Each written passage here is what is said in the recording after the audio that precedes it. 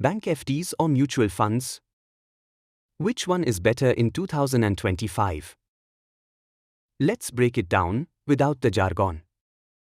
First, let's understand how each works. A bank FD is a fixed return product. You deposit money, and the bank pays you interest. Simple. Safe. Guaranteed.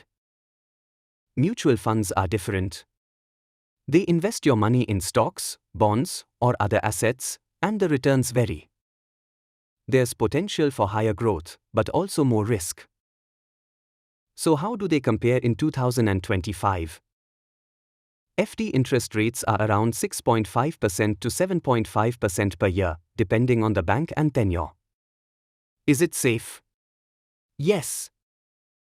But they may not beat inflation.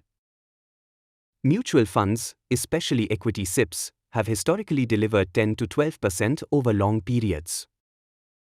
But short-term returns are not guaranteed. You must be ready for ups and downs. So what should you choose? If you want safety, fixed income, and short-term access, FDs work well.